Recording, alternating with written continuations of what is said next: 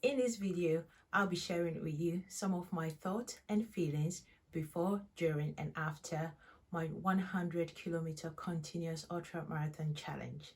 The flags are just beyond that wall. Oh, what an amazing sight! What an amazing sight! We are so close now. We've done it.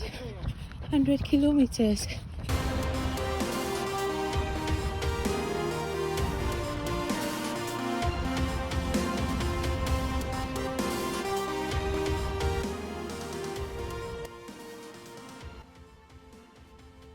Hi, I'm Maggie, here to assist you in taking your running distance to the next level.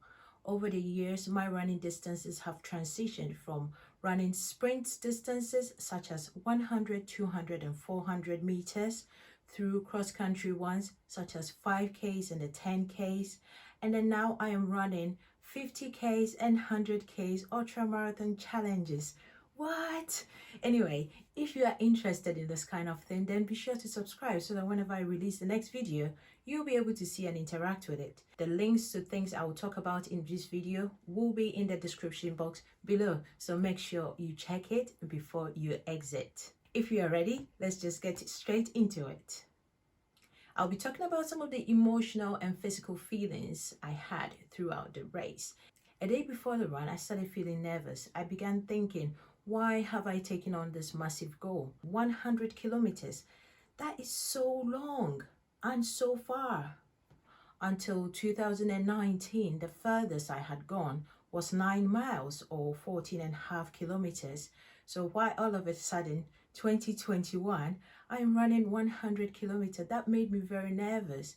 But then I knew that I had trained for it. So it wasn't going to be something that I hadn't prepared for. I had prepared for it for a year, 9 months. Yes, that's how long I had taken to prepare for it. And that's because I have a full-time job as an air systems engineer, and I'm a mother of 3 and a wife. So I had to make sure that my training was compatible with my profession and my family life. So although I was nervous, I knew it will be done. I felt excited as well because I was going into a new territory in my life. I was breaking what I say is my personal limiting boundaries. I had never run that distance before. In fact, the furthest I had gone in my training was 51 kilometers. So going for 100 was really good and I looked forward to it. One of my concerns was about 2 months before this particular race, my knee had started playing up, and that caused me a bit of worry that it would not hold up while I ran the distance. But a friend gave me a tape and I managed to tape my knee, and to be fair, I did not even feel there was any pain there. There was no concern whatsoever. After the race, there was not a concern either. Finishing the race was more important to me than anything because I had a reason to finish the race, and whatever happened, for me, I was to finish it. So you having your reason is going to help you with your emotional state.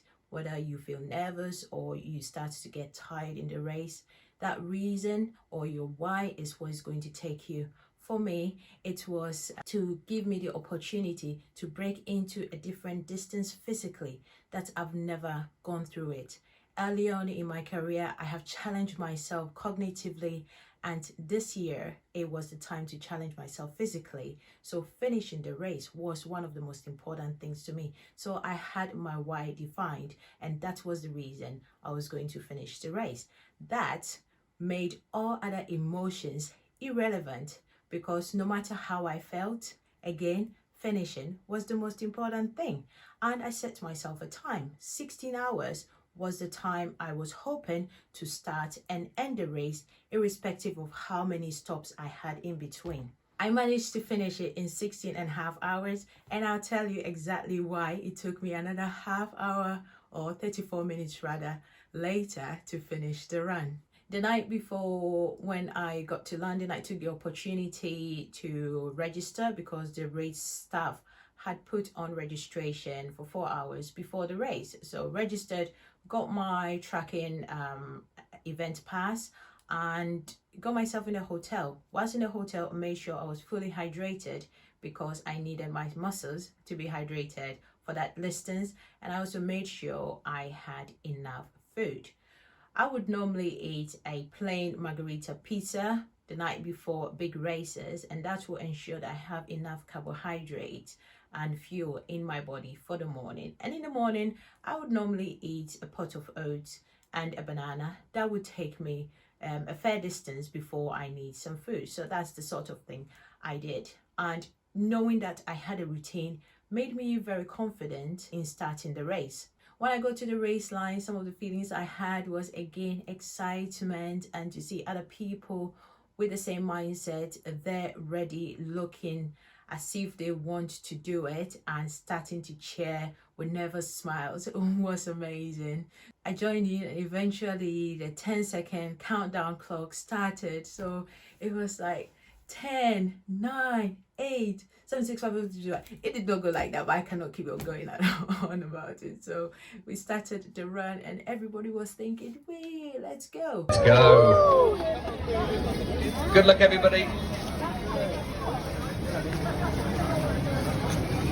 Eventually we left, and out of that excitement and anticipation, I forgot to start my watch. Yes, I started my watch 3 minutes later, when eventually everything calmed down, and I remembered to start my watch because I was faffing with my phone, trying to take a video, a picture. I don't even know what I was doing. So anyway, cut that out. Start your watch. When the countdown begins, what you can do is just to hover your fingers around your watch, and then when it's start time, just press start. Take that away from you. Don't worry about it. During the race, there were times I felt very tired. There were times my trainers were causing me a little bit of problems, but that I'll talk about later.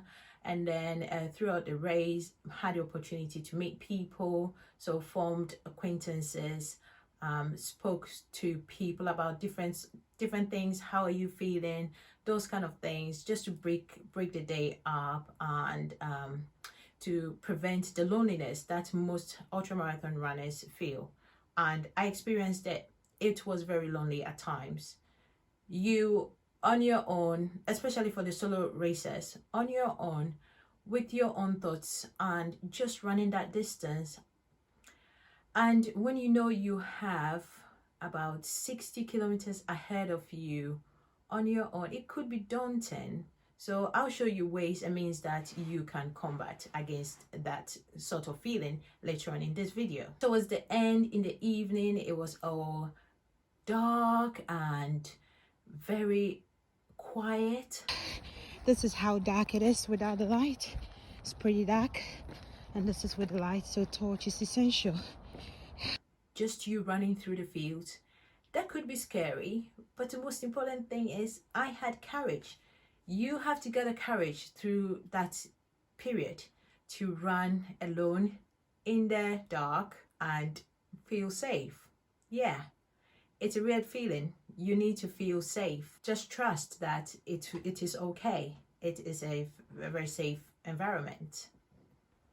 So now I'd like to speak to you about some of the things that I did to physically and again mentally prepare myself or help myself.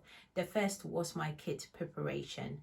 So with the kit preparation, consider what the weather is doing, the type of terrain you're going to run in, what items you need to carry, such as food, water, and any ancillary object that will help your run. What you're going to carry is important. So my husband bought me this salmon backpack, and I loved it. I used it throughout my training, so I made sure it was the most comfortable item I could buy or use for such a long distance. It's got compartments to put your equipment in or your kit in, and then it has a compartment for water bottles as well as zips, and it was very spacious for my run. So that's what I bought, and that is what I took for the run. It really worked for me. In thinking about the ground will give you the opportunity to identify if you need to be carrying walking sticks of some sort, or you need to wear a certain type of trainers. I wore Brooks and New Balance 1080 version in my run because the terrain was described as flat We went through paved roads, the fields. We went on footpaths with very little gravel over it. So I knew that my trainers was going to take me on that terrain very easily. That was the sort of preparation I made. So preparation is key. Prepare yourself. Even the clothing you're going to wear, just prepare, test it, trial it, and make sure that they fit, they feel comfortable. Because at the end of the day, if you're running 100 kilometers, you need to be comfortable in that run. If you have pains and aches and rubs and chafing, it will not be very pleasant. And as much as you may want to finish it, that could cause you so much demoralization that you would not finish it. So kit preparation is key. Having morale boosters was key as well. My morale boosters came in the form of setting up a routine whenever I went into the rest stop, and that entailed drinking 3 cups of squash, filling my water bottles, making sure I was fully replenished with fluids, and then going to the ladies. After that, sanitizing and taking some food. And this food was either to put in my bag for later or on the go. So I would just leave the rest stop and then start walking. Walk and eat. Make sure I was within the time that I apportioned for the race.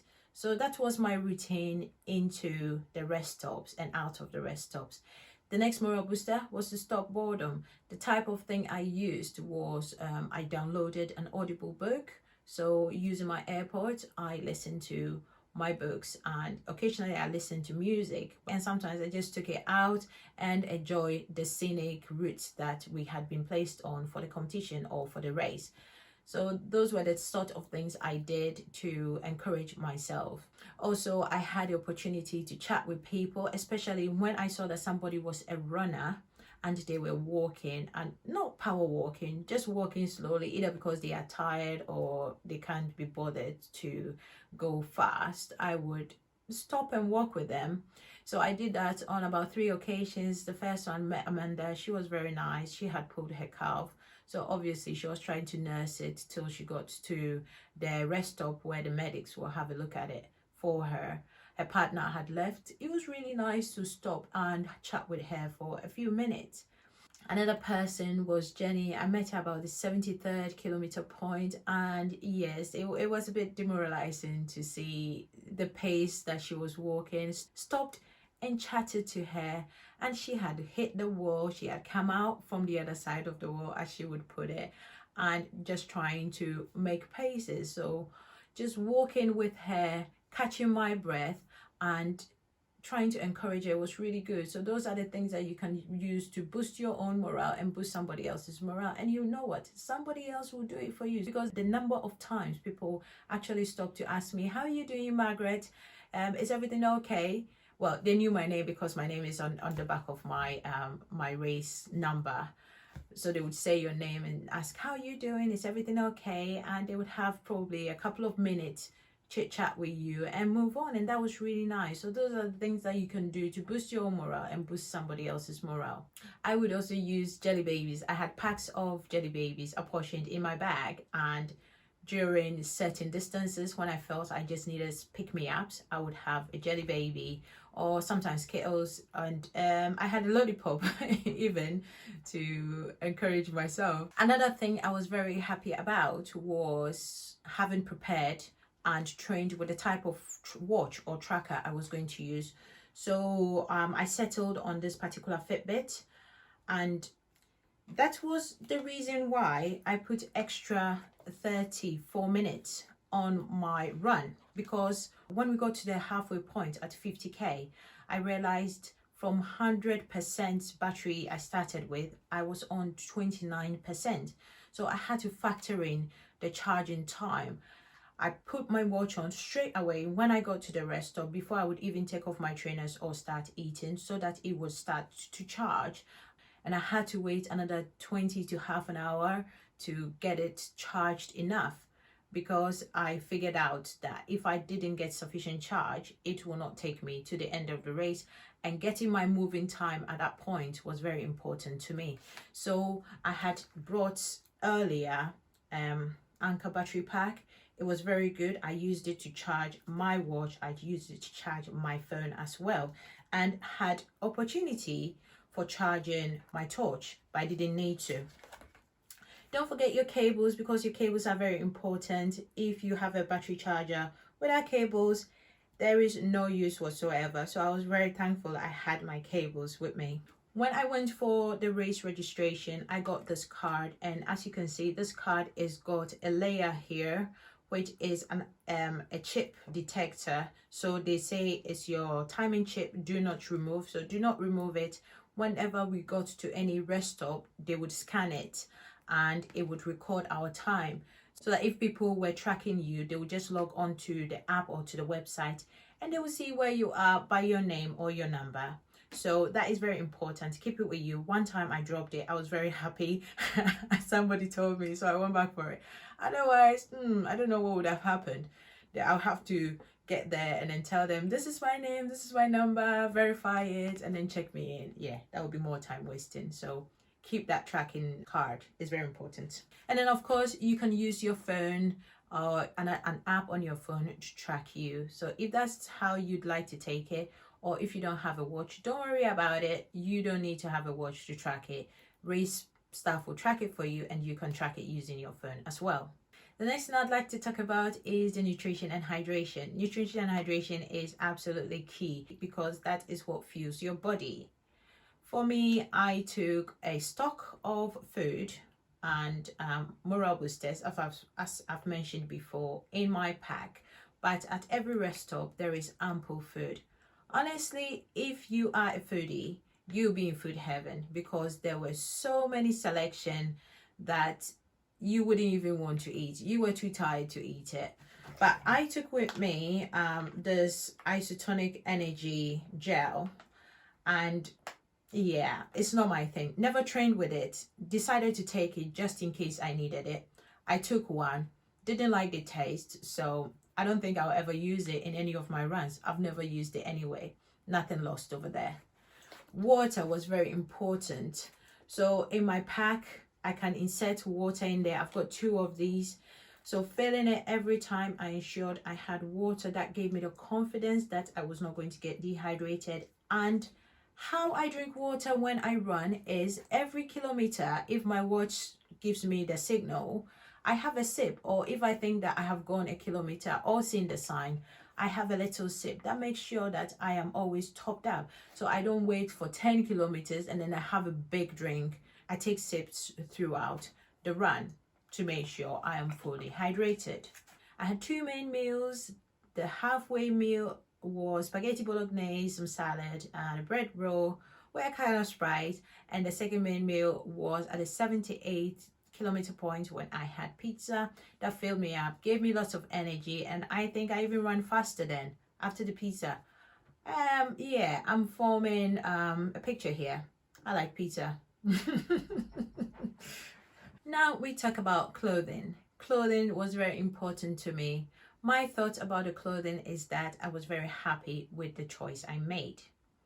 At the 50-kilometer point, I had the opportunity to change my clothing, but it was so comfortable. My trousers and top was so comfortable that I opted to carry on with it. I knew it would smell a bit, but I decided to trade that in. Trade being a bit smelly on the road, in a sweaty competition, having run for a very long time, or just having comfort. I chose comfort over that. In hindsight, if I want to still represent the charity I'm running for, I'll start the first half of the race without wearing their clothing and then finish it with wearing their clothing, so that I'll be able to take all the pictures. But you know what? I wanted to keep it the whole way, and I did, and I don't regret it. I'll do it again if I have another race. Choosing trainers is very important as well. So this is the Brooks Caldera number 5 I used for the first part of the race. It was very good. As you can see, it's got a lot of padding, and this padding is what I needed. Very comfortable. However, although it was half a size bigger, it was a little bit tight. I was happy I used it for the first half, because when it came to the second half and I changed it for New Balance 1080, it was even more roomy and comfortable, and I was so happy. Honestly, changing trainers never made me so happy, and I would possibly buy 2 of these and then use it for the whole race next time, or I would go for the Grant Cardone number 4, which is what I had used for my 50-kilometer run, and that worked a treat. The next one is the socks. So running 100k ultramarathon, the most important thing to do is really to make sure that you manage your feet and you maintain it throughout the run. So socks, I used Henley's socks. These ones are toe socks, so they prevent your skin from touching each other, which would then prevent blisters from forming. I use this together with taping my feet, and I'll do a video on that later. But then I combined it with compression socks. So wearing this Henley's and then compression socks, that was me sorted, and it really worked a treat. I had tried this many times, it worked for me, and I'll keep doing it for all my races. But halfway point, I changed my inner, took only 1 compression socks, but I changed my inner and it was still very comfortable. If it rained, that would be different, because then the taping of the feet is really what is going to prevent a lot of the friction. When it comes to the top, I was very grateful. British Heart Foundation sent me this particular top after I had affiliated myself with them to raise money with my race. What I liked most about this was how comfortable it was to wear. Other running tops I had worn started feeling uncomfortable, as in you start chafing in certain areas around the neckline, around the arms, under the armpits. You start chafing at about 30-kilometer point, but this one really 95-kilometer point was when I felt any discomfort, and that was just around the sleeve. But I had other things to prevent it from rubbing on it, such, for example, I just put my bandana around my sleeve, and that prevented it. Or I could have used Vaseline, which I had, or a petroleum jelly of some sort, which I had with me, so it wasn't an issue. But I was very, very, very happy with British Heart Foundation. I don't know the type of material this is, so I couldn't really tell you, but if I have to team up with them just to get the stuff and help me become comfortable, I might do that again. When evening comes, it is important you have visibility both on your person and to see where you're going. The race staff were really good. They gave us glow sticks to put on the back of our backs so that people coming from behind us will see that we are running there. And we were all required to take torches. So I took a petal torch. This particular light is very interesting because the intensity of the brightness will depend on how much light is around you. So if you go into a dim place, the intensity will increase, and then when you go to a lighter place, it will dim out for you. So I did not have to worry about making it bright or not bright at certain areas. Here's the opportunity to get charged with my battery, and then it tells you over here how much of a battery power you have in there.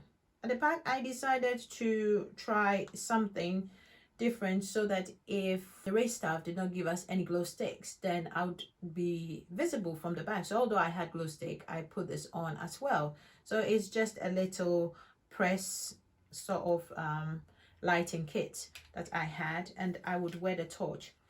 One thing I noticed was with the torch, flies and bugs will want to come straight at you in the dark. So perhaps next time I will get a body torch or a waist torch for it. But if I had to, I would use this one. It did not really matter to me most about the bugs. There weren't a lot of them, so I didn't really mind. I suppose I have gone through things that I thought and felt, but the best feeling of all was actually going past the 100-kilometer, because I had gotten lost earlier on in the race. I got the opportunity to celebrate crossing the 100-kilometer threshold before going to the finishing line, and I'll just put a video in there of how I felt, and that will summarize this whole 100-kilometer challenge experience. What an incredible achievement, running 100 kilometers in 16 hours 30 minutes. Oh my goodness, this is just insane. Breaking my personal boundaries. It's covering my potential. And to be fair, I can keep going, but I am just so excited that I have done this. It is wonderful, wonderful indeed. And I thank God for His mercy. I thank God. Oh, wow. Wow, wow, wow, wow. Incredible, incredible. Thank you, Lord. Thank you, Jesus. Thank you. You are faithful. You are faithful. You are faithful beyond what we can even imagine. The strength you've given me. Oh, this is incredible. I'm so grateful, Lord. Oh God, I honor you. I am in awe of you. Oh, wow. Look at it, guys. Look at it. The flags are just beyond that wall. Oh, what an amazing sight. What an amazing sight. We are so close now. We've done it. 100 kilometers. Thanks. In 16 hours, 49 minutes. You have smashed it. Yes! Yes! We did it! We did it! It's a Cinderella finish. Woo! In before midnight. Yeah! Straight down there. Thank you. Woo! Yes!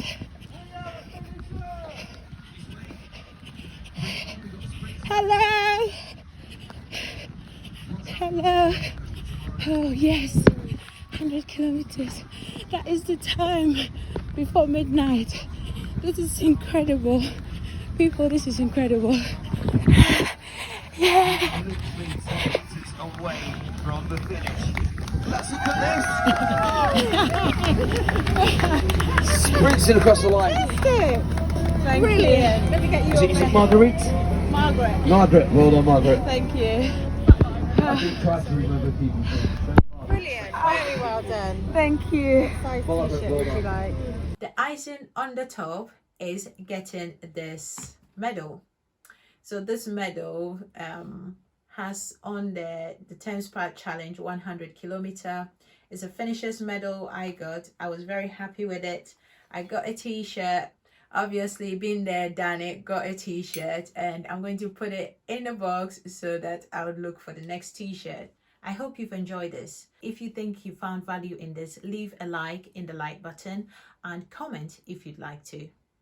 Now the final bit is question of the day, and the question to you is, how far have you continuously run in your life? Leave that in the comment box and let's celebrate your achievement. It will be amazing to know what people are getting up to nowadays and how far they are running. And be sure to put a little brag on it if you've done over and above what you have expected yourself to do. I hope you've enjoyed listening to this video. Come again soon and let's talk about a different topic.